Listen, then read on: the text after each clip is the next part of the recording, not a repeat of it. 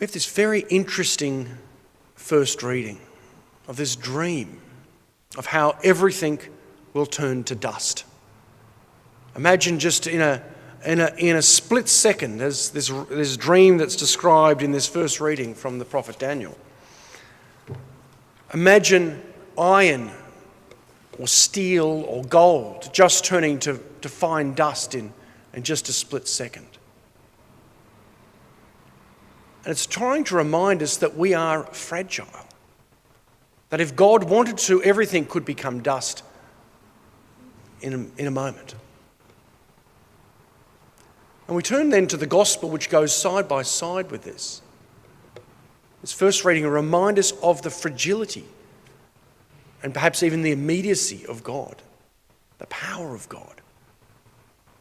But then we get to the gospel, and we have the situation whereby some were thinking the end of the world is coming, that we are going to be turned to dust, and we need to hurry up to get ready for this.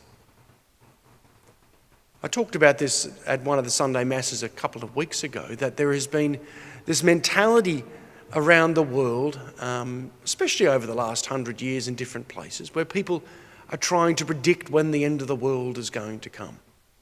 And there have been some who've promoted fear over this in the last sort of 18 months or so. But what we're reminded by this gospel is that we're called to be faithful today. All sorts of crazy things have happened right throughout history, and this gospel's making sense of this as well. Nations will fight against kingdoms will fight against other kingdoms. There'll be great earthquakes, there'll be plagues, there'll be famines, there'll be fearful sights. But when all this happens, don't expect that the end of the world is about to happen. And it's very easy for people to whip people up saying it's going to happen. We're called to be faithful today. We're called to live God's kingdom today. And today's two saints did that. St. Clement I of Rome, the fourth pope, was, as tradition tells us, he was ordained a bishop, or he was commissioned in his role of leadership within the church by St. Peter himself. There was a debate whether the writings of St. Clement should be considered as part of the New Testament. St. Clement wrote letters, epistles to the Corinthians, and they're still preserved, they're still studied today.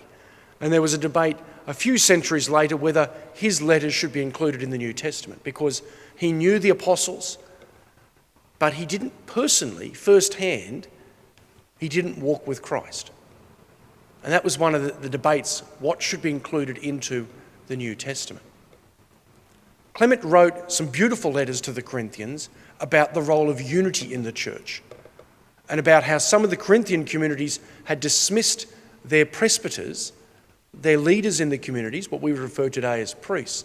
They didn't want them because the presbyters were challenging the people to live the way of Christ. And they said, well, we don't like you, just go away.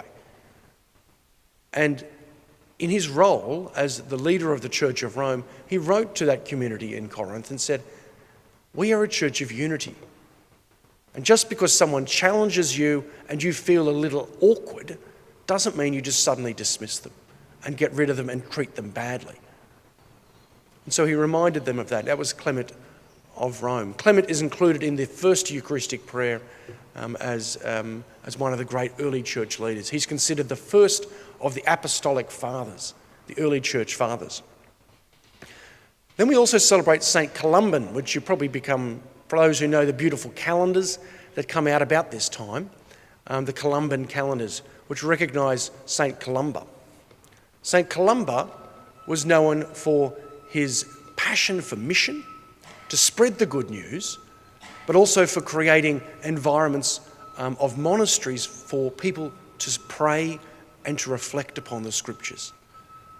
And to a certain extent, each church is a place for us to come together to pray, to reflect on the scriptures and to build a community, a little bit like a monastery. And so we should be inspired by both of these saints today to listen more deeply to the words of Christ, to live that out today, not in a fear that the world will come to an end tomorrow, but we're called to be faithful every day in joy, living the ways of Christ. St. Clement of Rome and St. Columba, pray for us.